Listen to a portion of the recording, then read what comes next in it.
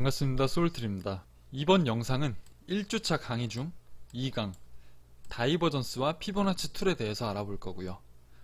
첫 번째로 RSI, 두 번째로 다이버전스, 세 번째로 피보나치 되돌림과 확장에 대해서 알아보겠습니다. 자, 첫 번째로 RSI란 뭔가에 대해서 알아보면, 자, RSI는 상대 강도 지수라고 하죠.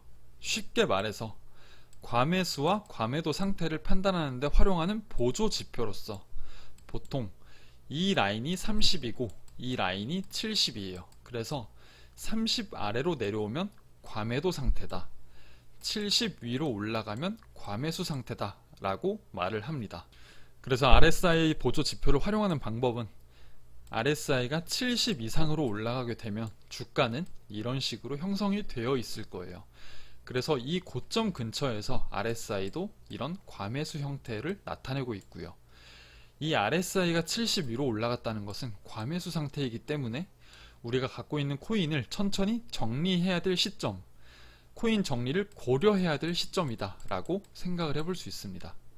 자, 반대로 RSI가 30 아래로 내려간다는 것은 주가가 이런 식으로 형성이 되어 있을 거예요. 그래서 이런 위치에서 RSI 또한 이렇게 30 아래로 내려올 거고요. 그러면 우리는 이 위치에서 RSI가 과매도 상태일 때 코인 매수를 고려해 볼 수 있는 시점이다 라는 힌트를 얻을 수 있겠죠. 자, 하지만 주의해야 될 점은 RSI만 가지고 매매하다가는 큰 손실이 날 수 있습니다. RSI가 과매도 상태라고 해서 무조건 매수했다가는 큰 손실이 날 수 있다 라는 것을 알고 있어야 되고, RSI가 이 과매도 국면에 있다고 해서 무조건 주가가 이렇게 반등을 한다는 게 아니기 때문에 다른 보조 지표 혹은 엘리어트 파동과 하모닉 패턴을 이용해서 매매를 해야 되지, 이거는 단순히 보조 지표 역할을 하는 도구일 뿐이다 라고 생각을 해주시면 됩니다. 그래서 RSI는 이렇게 알고 넘어가고, 우리는 이 RSI를 이용해서 다이버전스를 찾기 때문에 다음 다이버전스로 넘어가도록 할게요. 자, 다이버전스에 대해서 알아보겠습니다. 다이버전스란 캔들과 보조 지표를 이용해서 차트를 분석하는 방법 중에 하나이고, 보조 지표로는 제가 방금 말씀드린 RSI 그리고 스토캐스틱, MACD 등이 있어요. 근데 저는 이 RSI만을 이용해서 매매를 해왔기 때문에 RSI를 사용해서 다이버전스를 설명드리도록 하겠습니다. 다이버전스는 쉽게 말해서 주가와 보조 지표가 반대로 움직이는 현상을 말하고요. 자, 주가가 이런 식으로 상승 추세가 유지되고 있어요. 그러면 RSI 또한 이렇게 상승 추세가 유지가 되겠죠. 근데 여기서 주가의 고점은 높아지는 움직임을 보여줬는데 RSI는 이전 고점을 넘기지 못했어요. 주가는 고점이 높아졌는데 RSI는 고점이 낮아졌다. 그러면 주가와 보조 지표 간의 괴리 현상이 발생하죠. 이런 괴리 현상이 발생하는 것을 다이버전스가 발생했다 라고 표현을 하고요. 우리는 이 다이버전스라는 게 형성이 되면 이 상승 추세가 하락 추세로 꺾일 수 있으니까 주의를 해야 된다 라고 접근을 해야 됩니다. 이렇게 주가의 고점이 높아지는데 RSI의 고점은 낮아진다는 것은 진행 중이던 추세가 힘이 약해지고 있다라는 것을 의미하고요. 이 다이버전스가 형성이 되면 높은 확률로 주가가 반전된다 라고 개념을 알고 있으면 되는데, 한 가지 주의사항이 있죠. 이런 다이버전스가 형성이 된다고 무조건 이 상승 추세가 아래로 꺾인다 라고 생각하면 굉장히 위험합니다. 이 다이버전스는 추세가 꺾일 수 있다 라는 근거 중 하나예요. 근거 중에 하나이고, 이 다이버전스가 형성이 됐다고 해서 이 상승 추세가 바로 꺾인다, 무조건 꺾인다 라고 생각하면 굉장히 위험하고요. 우리가 근거를 하나 더 보탠다 라고 생각하는 게 맞습니다. 파동을 사용해서 매매를 할 때, 자, 보통 1, 2, 3, 4, 5파동까지 나왔을 때 우리는 이 하락 파동이 나올 수 있다 라고 생각을 하죠. 그러면 이 다이버전스가 이렇게 생성이 되면서 이 하락 파동이 나올 수 있다라는 것에 근거를 더해준다라고 생각을 해야 됩니다. 무조건 추세가 반전된다 라고 생각을 하면 굉장히 위험하니까 이 부분 꼭 인지를 하고 있으면 좋겠습니다. 자, 다음으로 넘어갈게요. 자, 이번엔 다이버전스의 종류와 특징에 대해서 말씀드리겠습니다. 다이버전스의 종류는 총 3가지가 있어요. 첫 번째로 일반, 두 번째로 히든, 마지막으로 과장된 다이버전스가 있고요. 이 3가지 중에 가장 많이 사용하는 다이버전스는 일반입니다. 그리고 두 번째로 히든이고, 저는 매매를 하면서 과장된 다이버전스는 사용을 한 적이 없다. 그래서 이 2가지 내용을 잘 알아두시면 좋을 겁니다. 자, 다음 각 종류별로 특징에 대해서 말씀드릴게요. 자, 첫 번째로 일반 다이버전스에 대해서 알아볼게요. 이 일반 다이버는 추세의 반전을 의미하며 히든과 과장에 비해 자주 출현합니다. 이 일반 다이버가 형성되는 과정은 가격은 올라가요. 이런 상승 추세가 지속이 되다가 이 상승 추세의 끝에서 가격은 올라가는데 RSI는 떨어지는 이런 괴리 현상이 나타나는 게 일반 다이버전스고요. 또 반대로 생각해 보면 이 추세가 하락 추세가 진행이 되다가 이 하락 추세의 끝이라 생각되는 지점에서 가격의 저점은 낮아지는데 RSI는 높아지는 이런 형태가 나타나면 일반 다이버전스가 형성이 된다라고 생각을 하면 되고, 차트에서 한번 보여드리도록 하겠습니다. 자, 이렇게 상승 추세가 진행되는 와중에 가격의 고점은 높아졌어요. 가격의 고점은 높아졌는데 갑자기 RSI가 잘 따라오다가 이렇게 고점이 높아지지가 않았어요. 이 고점은 얘는 높아졌는데, 가격은 높아졌는데 RSI는 낮아졌다. 그러면 이런 괴리 현상이 발생을 했고, 이는 곧 이 추세가 하락 추세로 반전될 수 있다 라고 볼 수 있는 거겠죠. 이렇게 접근을 할 수 있는 거겠죠. 그래서 이런 현상이 나타나는 것을 일반 다이버전스가 형성이 됐다라고 볼 수 있고요. 이 일반 다이버전스는 추세의 반전을 의미하는 거다 라는 것까지 다시 한번 이해를 하시면 될 것 같습니다. 자, 다음으로 히든 다이버전스를 볼게요. 자, 히든 다이버전스는 추세의 지속을 의미합니다. 자, 가격은 떨어지는데, 가격의 고점은 낮아지는데 RSI는 올라가는 형태를 나타내고요. 가격의 고점이 떨어지고 RSI가 올라가기 때문에 이것 또한 괴리가 나타나죠. 그래서 이 괴리 현상을 이용한 게 히든 다이버전스고, 일반 다이버와는 개념이 조금 달라요. 차트로 예시를 한번 들어드리면, 일단 상승 추세가 지속이 되고 있어요. 그래서 이 고점과 이 고점을 이용해서 찾는 게, 추세의 반전을 이용하는 게 일반 다이버전스다 라고 말씀을 드렸었죠. 그래서 이 고점은 높아지고 RSI는 이런 식으로 형성이 되면서 일반 다이버전스로 인해서 추세가 반전될 수 있는 확률이 높아졌고, 실제로 반전이 됐다고 가정을 할게요. 그러면 이 히든 다이버전스는 어디에서 찾느냐? 이 구간에서 찾는 거다. 자, 주가의 고점이 나왔죠. 그리고 하락 파동이 나왔어요. 그러면 이 하락 파동에 대한 반등 파동이 나오겠죠. 그때 이 포인트와 이 포인트를 이용해서 주가의 고점은 낮아지는데 RSI는 높아질 거예요. 이런 현상이 나타나면 이것은 히든 다이버전스가 나타났다 라고 표현을 하고요. 일반 다이버전스가 추세의 반전을 암시하는 것과는 달리 히든 다이버는 추세가 지속이 될 수 있다. 이 하락 추세가 지속이 된다 라는 것을 의미하는 게 이 히든 다이버전스다 라고 생각을 하면 됩니다. 그래서 간단하게 보면 일반 다이버전스는 추세의 고점이 높아지면서 RSI는 고점을 높이지 못하고 떨어진다. 그래서 이 괴리 현상으로 인해서 추세가 반전된다 라고 생각을 하면 되고, 그리고 히든 다이버의 경우는 이 고점 그리고 하락 파동이 나왔죠. 그리고 반등이 나왔어요. 그러면 이 고점을 이용해서 자, 주가의 고점은 낮아지는데 RSI는 높아진다. 이렇게 주가는 낮아지고 RSI는 높아진다. 이런 괴리 현상을 이용해서 찾는 게 히든이다 라고 개념 정리를 하시면 될 것 같습니다. 그래서 일반은 추세의 반전, 히든 다이버전스는 추세의 지속, 이렇게 총 크게 개념을 정리하시면 되고요. 그래서 이 부분에서 굉장히 중요한 부분은 일반은 추세의 반전을 의미, 히든은 추세의 지속을 의미한다 라는 것을 제대로 이해를 하고 이 모양을 어떤 식으로 형성이 되는지를 잘 찾아보셨으면 좋겠습니다. 잘 기억을 해 두시고요. 자, 다음으로 과장된 다이버전스인데요.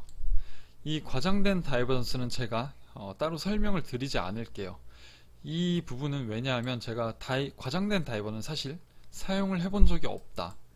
이거는 사용할 일이 없다라고 봐도 무방해요. 그 이유는 주가가 이런 식으로 고점이 평평하게 형성되는 경우 또는 저점이 완벽하게 평평하게 생성되는 경우가 없기 때문에 사실 일반 다이버전스만 제대로 활용해도 이 부분은 다 커버가 된다. 과장된 다이버의 개념만 알고 계시고 그냥 이렇게 사용하는 거구나 정도만 알고 계시면 좋을 것 같습니다. 얘도 일반 다이버와 마찬가지로 추세의 반전을 의미한다. 이렇게만 알고 넘어갈게요. 자, 그러면 다음으로 주의사항을 보겠습니다. 다이버전스가 생성이 됐다고 100% 추세가 반전된다에 접근을 하면 아주 위험해요. 올바른 접근 방법은 다이버전스가 생성이 되었으니 추세 반전의 확률이 높아졌다의 개념으로 접근하면 되고요. 그 다음에 하나의 타임프레임에서보다 두 개의 타임프레임에서 다이버전스가 생성될 때 신뢰도가 높아져요. 어떤 말이냐? 1시간 봉과 4시간 봉이 있는데 자, 1시간 봉에서 이렇게 다이버전스가 형성이 돼요. 이렇게 일반 상승 다이버가 형성이 된다고 가정을 할게요. 4시간 봉에서도 똑같이 이렇게 크게 다이버전스가 형성이 돼요. 그러면 이 1시간 봉과 4시간 봉 모두 상승 다이버가 생성되는 거겠죠. 그러면 이렇게 두 타임 프레임에서 형성될 때 신뢰도가 더 높아진다 라고 보시면 됩니다. 자, 그리고 세 번째로 일반과 과장 다이버는 주가의 저점과 고점이라 생각되는 부분에서 찾는 것이 좋으며 자, 추세의 반전을 의미하기 때문에 주가의 고점과 그리고 저점에서 찾아야겠죠. 추세의 반전을 노리는 거기 때문에 그래서 이런 부분에서 찾아야 되고요. 그 다음에 히든 다이버는 큰 추세가 더 지속될 것 같다고 판단되는 부분, 그러니까 쉽게 말해서 자, 이런 상승이 나오고 하락이 나왔어요. 그러면 이 상승 추세가 더 지속이 될 수 있다 라고 생각되는 부분에서 찾아야겠죠. 그래야 히든 다이버전스가 컨펌이 되면서 이렇게 올라갈 수 있는 확률이 높아지겠죠. 일반 하락 다이버전스를 찾는다고 가정을 해볼게요. 그러면 고점은 높아지겠죠. 고점은 높아지는데 RSI 고점 또한 이런 식으로 RSI는 낮아지는 움직임을 보여주겠죠. 그래서 이 꼭지점 두 개가 무조건 이 70 이상에 있어야 됩니다. 잘못 찾고 있는 분들도 있어요. 이런 식으로 여기서 이렇게 찾고 있어요. 근데 이건 의미가 없다. 과매수 상태에서 RSI를 찾아야지 이렇게 50 아래에서 또는 50에서 이렇게 찾고 있어봤자 아무 의미가 없다. 이것은 다이버전스를 잘못 사용하고 있는 거다 라고 설명을 드립니다. 그래서 무조건 이 하락 다이버를 찾을 때는 이렇게 과매수 상태에서 찾아야 되고요. 반대로 이 상승 추세로의 반전을 찾을 때 상승 다이버를 찾을 땐 RSI는 이렇게 30 아래로 내려가는 것을 찾길 바라겠습니다. 자, 다음 예시를 볼게요. 자, 이 예시에서는 하락 다이버전스가 두 번 중첩이 됐어요. 이렇게 고점을 높이면서 한번 중첩이 됐고요. 이 고점을 다시 한번 높이면서 이렇게 일반 하락 다이버가 두 개가 중첩이 됐다. 그래서 이렇게 하나의 다이버가 있는 것보단 중첩되는 게 신뢰도가 높다고 볼 수 있고요. 이렇게 중첩이 되면서 신뢰도가 높아졌기 때문에 이 추세가 꺾일 수 있다는 것에 대한 근거가 더 높아졌겠죠, 신뢰도가. 그리고 또 한 가지 알 수 있는 건 이 하나의 하락 다이버가 형성이 되었다고 주가가 바로 이렇게 떨어지지 않는다 라는 것에 대한 예시이기도 합니다. 그래서 하나의 다이버가 형성이 되고 다시 한번 다이버를 만들어내면서 이 하락에 대한 신뢰도가 높아졌고 이렇게 주가가 하락 추세로 돌아서는 것을 볼 수 있다의 좋은 예시이죠. 자, 다음 보겠습니다. 자, 세 번째 예시는 일반 상승 다이버에 대한 예시입니다. 주가의 저점은 낮아지고 RSI의 저점은 높아지는 것을 확인할 수 있죠. 이런 괴리 현상이 나타났기 때문에 이런 하락 추세가 상승 추세로 반전이 됐다 라는 것까지 확인이 가능한 자리였습니다. 자, 네 번째로 일반 상승 다이버 예시인데요. 이렇게 하락 추세가 진행되던 도중에 주가의 저점은 낮아졌죠. 하지만 주가의 RSI의 저점은 높아집니다. 이런 괴리 현상으로 인해서 다시 한번 추세가 상승으로 반전이 됐다 라는 것의 좋은 예시입니다. 자, 이제 일반 다이버전스를 알아봤기 때문에 이번에는 히든 다이버를 알아볼게요. 자, 히든 다이버전스는 이렇게 상승 추세가 진행이 되다가 하락 파동이 나오고 반등이 나왔을 때 이 고점 두 개를 이용해서 찾는다 라고 말씀을 드렸었죠. 그래서 보면 자, 1번 위치에서 하락이 나왔어요. 그 다음에 2번 위치까지 반등이 나왔죠. 그래서 주가의 고점은 낮아졌는데 RSI의 고점은 높아졌다 라는 것을 확인할 수 있고요. 이런 괴리 현상으로 인해서 다시 한번 이 하락 추세가 지속이 됐다, 하락 추세가 지속이 됐다 라는 것까지 알 수 있었습니다. 자, 조금 이 부분 꿀팁을 드리면 대체로 이 1번 위치에서 RSI는 이 70 위에 있지 않고 거의 조금 아래에 있어요. 이 1번 위치 RSI는 조금 아래인 이 위치에 있다. 70 위로 있는 게 아니라 이 아래에 있는 게 대부분이에요. 그렇기 때문에 이 아래에 있다고 해서 히든 다이버가 성립이 되지 않는다 라고 생각하지 마시고 이 1번 위치는 조금 아래로 내려와서 형성돼도 무관하다 라고 봐주시면 될 것 같습니다. 다만 2번 위치는 이 70 위로 있는 게 좋습니다. 자, 다음 예시 볼게요. 자, 이 예시는 히든 상승 다이버고요. 자, 이 위치에서 1번 위치까지 상승이 나왔어요. 그 다음에 2번 위치까지 하락이 나왔죠. 그러면 이 저점 두 개를 이용해서 히든 다이버전스를 찾아보겠습니다. 자, 저점은 높아졌다. 저점은 높아지는 움직임을 보여주고 있는데 이 RSI의 저점은 떨어졌죠. 그래서 주가의 저점은 높아지고 RSI의 저점은 낮아지는 이런 괴리 현상을 나타내고 있다. 그러면 이게 의미하는 것은 이 상승 추세가 한번 내려왔다가 다시 한번 이 위치에서 추세가 지속될 수 있다라는 것을 의미하는 거겠죠. 그래서 히든 다이버전스는 이런 식으로 찾아야 되고요. 무조건 이 위치가 30 아래에서 형성될 때, 그리고 얘는 조금 30 조금 위에 있어도 상관없다. 하지만 매우 중요한 거는 여기서 얘가 여기서 이렇게 형성되고 있는데 이걸 찾으면 절대 안 된다는 거죠. 무조건 과매도 상태에서 찾아야 되고, 이 상승 일반 하락 다이버전스는 이렇게 과매수 형태에서 찾아야 된다 라는 것까지 제대로 알고 있으면 됩니다. 자, 다음으로 중요한 다이버전스 컨펌에 대해서 알아보겠습니다. 자, 일단 예시를 먼저 보여드릴게요. 주가가 이런 식으로 낮아지면서 일반 상승 다이버전스를 만드는 과정이다 라고 볼게요. 그러면 RSI는 반대로 주가의 저점을 낮추지 않으면서 여기서 이렇게 올라가고 있겠죠. 근데 이렇게까지만 생성이 되었는데 우리는 다이버가 나왔다 라고 확신을 할 수 있을까요? 저는 확신을 할 수 없다고 생각을 해요. 어떠한 기준이 없기 때문에 이렇게 반전을 하다가 어떠한 기준이 없으면 다이버전스가 나왔다라고 말을 하기가 애매한 거예요. 그래서 저는 이 기준을 하나 세워드리겠습니다.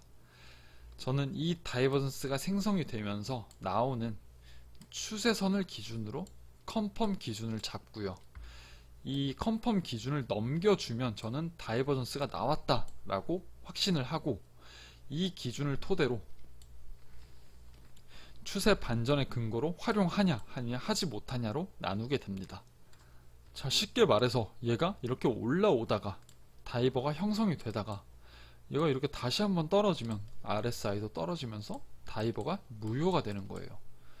근데 이 추세 라인을 넘겨주게 되면, 이 추세 라인을 넘겼다는 것 하나만으로도 추세가 반전될 수 있다는 근거가 생긴 거겠죠. 그래서 이것을 하나의 다이버전스 컨펌의 기준으로 활용을 하고, 저는 이 추세선을 넘겨준 시점부터 다이버가 추세 반전의 근거로 활용할 수 있다라고 생각을 하고 다이버전스를 활용하고 있습니다. 그래서 이 내용을 마저 설명을 드리면, 사람마다 여러가지 기준이 있어요. 컨펌을 하는 기준이 있는데 캔들을 기준으로 볼 수도 있고, 또는 뭐 이런 70, 30 라인을 기준으로 볼 수도 있어요. 컨펌 기준으로. 근데 저는 위와 같은 방법은 제대로 된 안전장치가 없다는 느낌이 강해서 저는 다른 방법으로 할 수 있는 게 없을까 라고 생각을 하다가 이런 추세 라인을 활용한 컨펌 기준을 세웠고요. 이 컨펌 기준을 추세선을 기준으로 세웠을 때 이점을 설명드릴게요. 위의 예시를 보시면 일반 하락 다이버전스가 생성이 되면서 하나의 추세 라인이 생겼죠. 그래서 일단 처음으로 이 추세 라인을 아래로 뚫고 내려가서 마감하기 전까지는 다이버로 활용할 수 없다. 하지만 저는 이 추세 라인을 뚫고 내려가는 시점부터 다이버로 활용할 수 있는 근거가 생겼다 라고 생각을 하면 된다고 말씀을 드렸습니다. 그러면 이 추세 라인을 뚫고 내려가서 마감이 됐기 때문에 일단 첫 번째로 다이버의 활용 조건으로 충족이 되었고요.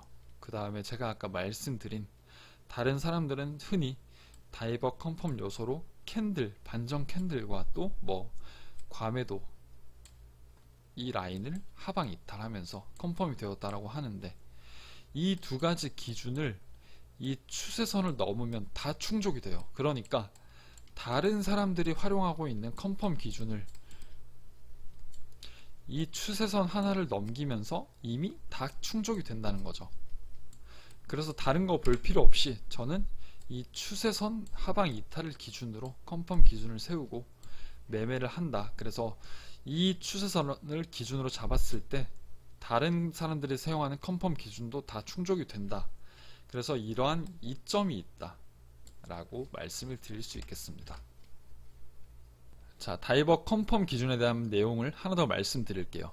자, 이 예시에서는 일반 상승 다이버가 형성이 되고 있죠. 근데 저는 방금 말씀드린 대로 이런 추세선, 다이버전스가 나오면서 만들어지는 추세 라인을 넘기기 전까지는 다이버가 컨펌이 됐다라고 말을 하지 않습니다. 저는 이 추세 라인을 넘겨주는 시점부터는 다이버가 컨펌이 됐다라고 말씀을 드리고요. 자, 이런 추세 라인을 넘겨주는 시점부터는 다른 사람들이 활용하는 뭐 캔들, 양봉 캔들 생성 또는 뭐 30 라인을 위로 넘겨주는 컨펌 기준, 이 두 가지를 모두 충족을 한 상태예요. 이 두 가지를 모두 충족을 한 상태이기 때문에 이 추세선을 넘겨주게 되면 총 3가지의 컨펌 기준이 모두 충족이 되는 거겠죠. 그래서 저는 이 추세 라인을 기준으로 컨펌 기준을 설정하면 안전장치가 더 추가되는 느낌이다 라고 생각을 하고 꼭 이 추세 라인을 기준으로 컨펌을 세웠으면 좋겠습니다. 만약에 여기서 이렇게 양봉 캔들이 생성이 됐어요. 근데 올라갔다가 여기서 다시 한번 떨어지면 컨펌이 났더라도 또 떨어지면서 다이버가 무효가 되는 거겠죠. 컨펌 기준을 이 양봉으로 세웠으면 매수를 들어갔다가 이런 식으로 아마 손절이 나가 있겠죠. 근데 이 추세 라인을 기준으로 세우게 되면 이런 식으로 지지를 받고 올라갈 수도 있고, 또 뭐 총 3가지의 컨펌 기준이 충족이 되었기 때문에 더 안정장치가 생긴 느낌이다 라고 볼 수 있는 거죠. 그래서 꼭 추세 라인을 기준으로 보시고 예시를 차트 기준으로 조금씩 더 보여드리도록 하겠습니다. 자, 다이버전스 컨펌에 대한 예시입니다. 하락 추세가 지속이 되면서 주가의 저점은 낮아졌고요, RSI의 저점은 높아지는 것을 알 수 있습니다. 그러면 저는 이 컨펌 기준을 추세 라인으로 잡기 때문에 다이버전스가 형성이 되면서 나오는 추세선이 하나 있을 거예요. 이런 식으로요. 그래서 이렇게 쭉 있습니다. 그래서 캔들이 이 위에서 마감을 해주는지를 확인하면 돼요. 계속해서 이 다이버전스는 형성이 되면서 주가의 저점은 낮아지고 RSI의 저점은 높아지는 형태를 보였고, 이 추세선을 아직까지 높여주지 않았죠. 그래서 아직까지는 컨펌이 나지 않았다 라고 생각을 해야 되고, 여기까지는 조금 조심을 해야 돼요. 다시 한번 떨어질 수 있는 가능성이 있어요. 근데 반대로 이제 여기서는 캔들의 몸통이 정확히 이 추세선을 위로 넘겨주었죠. 그래서 저는 이 구간을 다이버전스가 컨펌이 났다 라고 생각을 하고, 이 구간에서는 매수를 들어가 볼 수 있는 거예요. 그래서 컨펌 추세선은 이런 식으로 작도를 해두고 꼭 봉 마감을 확인하고, 이 마감이 어디에서 형성이 되는지에 따라서 컨펌이 달라질 수도 있기 때문에 꼭 캔들 마감을 확인한 이후에 매매를 진행을 하시라 라고 말씀을 드리고 싶습니다. 자, 컨펌 기준에 대한 예시를 한번 더 볼게요. 이 내용에서는 조금 하나 더 추가가 돼요. 내용이 일단 말씀드리면, 일반 상승 다이버가 나오면서 RSI 또한 저점이 높아지고 있죠. 근데 이 다이버가 형성되면서 만들어진 추세 라인이 너무 누워 있어요. 얘와 얘를 이었을 때 나오는 추세 라인이 너무 누워 있다. 그러면 이제 저는 이때 기준을 조금 더 가속화된 추세 라인을 이용해서 잡습니다. 말이 어려운데 이거 한번 보시면 크게 어렵지 않아요. 자, 이 라인이 너무 누워있기 때문에 하나 더 잡겠습니다. 하나 더 잡게 되면, 자, 얘와 얘를 잡아서 이렇게 이 포인트와 이 포인트를 잡아서 추세 라인을 하나 더 만들어 주게 되면, 자, 다이버전스가 형성이 되면서 이 라인을 뚫을 때 다이버전스가 컨펌이 됐다 라고 활용하시면 됩니다. 그래서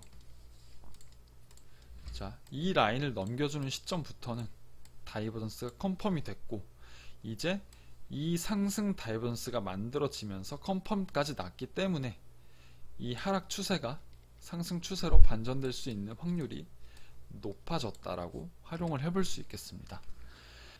자, 그래서 다이버전스에 대해서 알아봤고요. 다이버에 대한 올바른 접근은 다이버가 형성된다고 해서 무조건 추세가 반전된다 라고 접근하면 위험하고요. 제가 말씀드린 이러한 컨펌 기준이 컨펌 됐을 때, 추세 라인을 넘겨줬을 때 다이버전스가 컨펌 됐기 때문에 추세 반전의 확률이 굉장히 높아졌다라고 접근을 하시면 됩니다. 그래서 이 매매를, 이 기준을 꼭 잊지 마시고 어떤 식으로 접근하는 게 맞는 접근 방법인지를 꼭 생각하시고 다이버전스를 활용하시길 바라겠습니다. 다음으로 피보나치 툴을 알아보겠습니다. 자, 이번에는 피보나치 되돌림과 확장 툴에 대해서 알아보겠습니다. 이 피보나치 도구를 사용하는 이유는 지지와 저항, 목표가, 손절가 등을 식별하기 위해서 사용을 하고요. 자, 하나의 추세가 완성이 되면 이 추세를 거스르는 조정이 나오기 마련이죠. 그러면 이 되돌림 툴을 이용해서 어느 비율까지 조정이 나올 수 있을까를 찾을 수 있고요. 확장 툴을 이용해서 이 첫 번째 조정이 나온 이후에 이 첫 번째 조정이 어디까지 확장이 될 수 있을까를 찾을 수 있는 게 이 피보나치 도구이다 그러면 이 되돌림과 확장에 대해서 하나씩 알아보도록 하겠습니다. 자, 먼저 피보나치 되돌림 툴에 대해서 알아보겠습니다. 이 피보나치 되돌림은 하나의 추세가 생성되는 도중에 조정 파동이 나올 거예요. 이 조정 파동이 나올 때 얘가 어디서 멈출 수 있을지를 찾는 도구이고요. 주로 사용하는 비율은 0.236, 382, 5, 618, 786, 886이 있습니다. 그래서 이런 비율들은 외워두셔야 되고요. 그 다음에 이 되돌림을 찍는 방법은, 자, 이 상승 추세에 대한 되돌림을 찾을 때는 이 저점을 찍고 고점을 찍어서 이런 비율을 찾을 수 있습니다. 반대로 이런 하락 추세가 나온 이후에 반등 지점을 찾을 때는 고점을 찍고 저점을 찍어서 나오는 비율을 찾으면 되겠죠. 그래서 이런 비율들이 반등을 할 수 있는 포인트로 찾으면 되겠습니다. 그래서 이런 반등 포인트에서 반등이 끝이 나고 다시 한번 하락 추세가 이어질 수 있겠죠. 그래서 이렇게 활용하는 게 되돌림 툴이다 라고 활용을 볼 수 있고, 다음 예시를 보도록 하겠습니다. 자, 피보나치 되돌림에 대한 예시인데요. 자, 이 상승 추세가 나온 이후에 이 추세를 거스르는 조정이 나옵니다. 그러면 우리는 되돌림 도구를 이 저점을 찍고 고점을 찍어서 이런 비율을 찾아야겠죠. 그러면 저점을 찍고 고점을 찍었을 때 이런 식으로 비율이 형성이 되는데, 이 구간에서는 0.5의 비율에서 반등이 나왔고 다시 한번 상승 추세가 이어진 것을 확인할 수 있어요. 그래서 이 상승 추세에 대한 되돌림이 나왔는데 0.5 비율에서 반등이 나왔고 상승 추세가 유지가 됐다 라는 것을 알 수 있는 구간이었습니다. 자, 두 번째 예시로, 얘는 하락 추세가 진행되던 도중에 반등이 나온 상황이죠. 그러면 피보나치 툴을 잡아서 얘를 찍고 얘를 찍으면, 고점을 찍고 저점을 찍으면 이 하락 추세에 대한 비율이 나와요. 그래서 이 경우엔 이 하락에 대한 반등이 0.786 비율에서 여기까지 반등이 나온 것을 확인할 수 있고, 이 0.786까지 반등이 나온 이후에 이 하락 추세가 지속이 되었죠. 그래서 이런 식으로 활용하는 게 피보나치 되돌림 도구이다 라고 이해를 하시면 될 것 같습니다. 자, 이번엔 추세 기반 피보나치 확장 툴에 대해서 알아볼게요. 자, 되돌림 툴은 이런 상승 추세가 지속이 되면 조정이 나오죠. 조정이 나왔을 때 어느 비율에서 멈출 수 있는지를 찾는 도구이고요.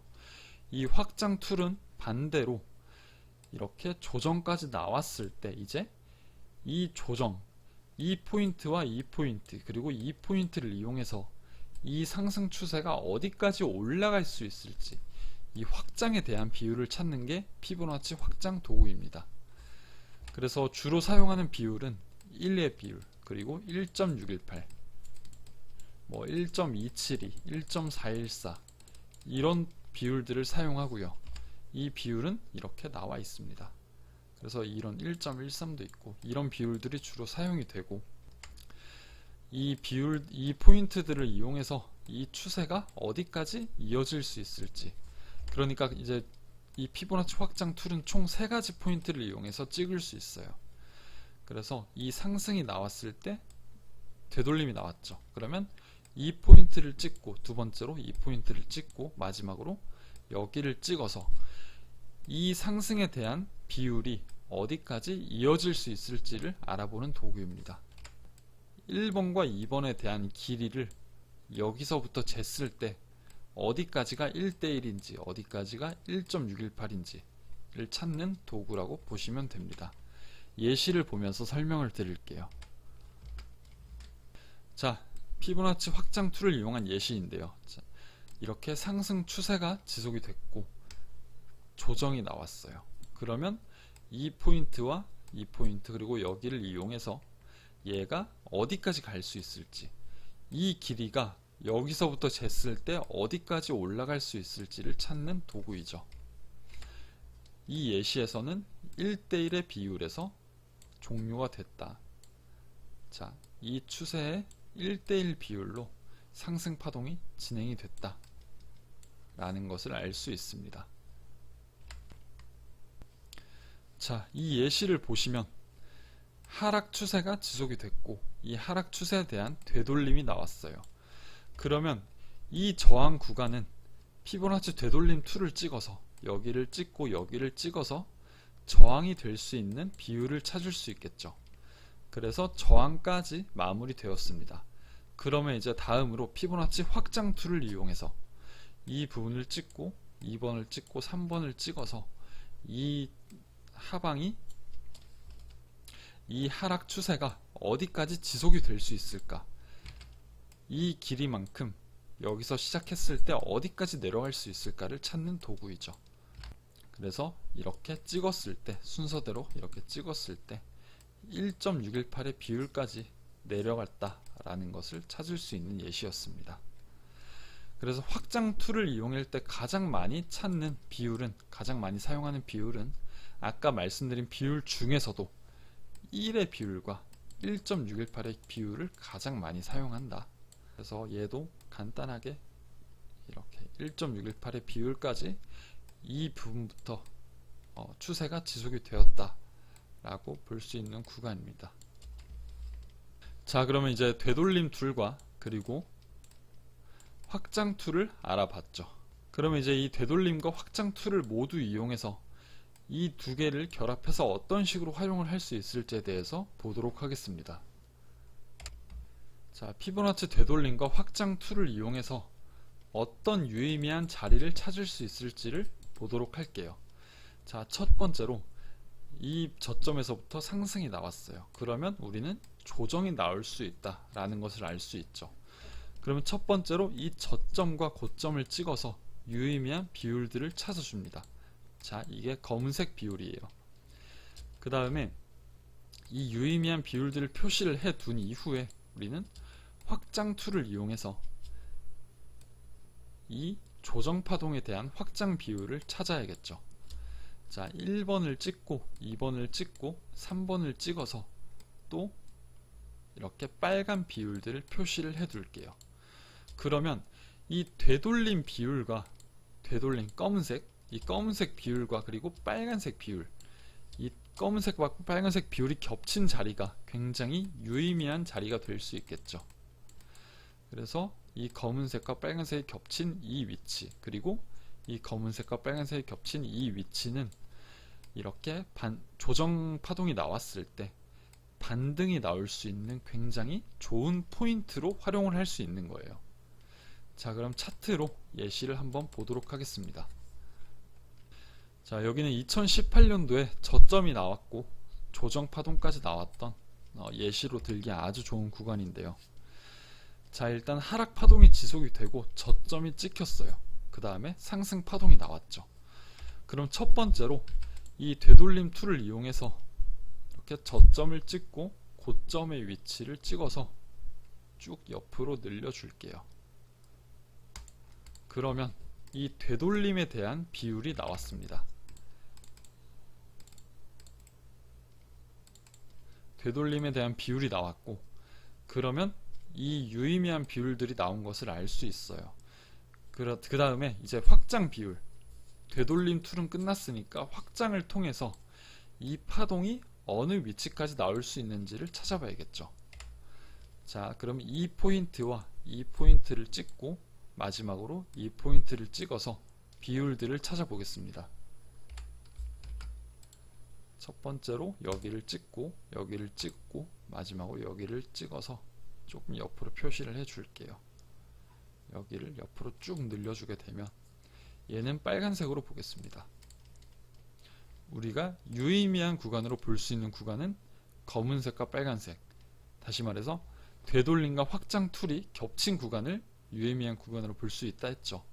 그러면 이 부분을 표시를 해 줄게요. 이렇게 옆으로 딱 찍어서 표시를 해 주겠습니다. 이렇게 두 가지 포인트가 나올 수 있겠죠. 그러면 우리는 이 구간을 하락 파동이 끝이 났을 때 반등할 수 있는 이 상승 추세가 다시 한번 위로 유지될 수 있는 포인트로 활용을 할 수 있는 거예요. 여기 예시에서는 이 포인트가 반등 포인트로 활용이 됐지만 또 활용을 하자면 또 이 포인트도 활용을 해볼 수 있겠죠. 그래서 이 두 가지 포인트에서 어느 포인트에서 반등이 나올지 모르지만 어쨌든 두 포인트 다 유의미한 반등 포인트로 활용할 수 있는 구간이다. 그래서 되돌림과 확장 툴을 이용해서 이렇게 좋은 구간을 가려낼 수 있다 라고 볼 수 있겠죠. 자, 그래서 오늘은 다이버전스와 그리고 피보나치 되돌림 확장 툴까지 알아봤습니다. 이 툴을 모두 이해했으면 이제 엘리어트 파동과 패턴을 이용하는데 무리는 없을 거고요. 이 파동과 패턴에 기본적으로 들어가는 툴이 이 다이버전스와 되돌림 툴이기 때문에, 되돌림과 확장 툴이기 때문에 이해가 안 되면 무조건 내 것으로 만들고 넘어가야 된다 라고 말씀을 드리고 싶고, 꼭 복기를 해보면서 여러 번 차트를 돌려보면서 사용을 해보시길 추천드리겠습니다. 오늘은 여기까지 하도록 하겠습니다. 감사합니다.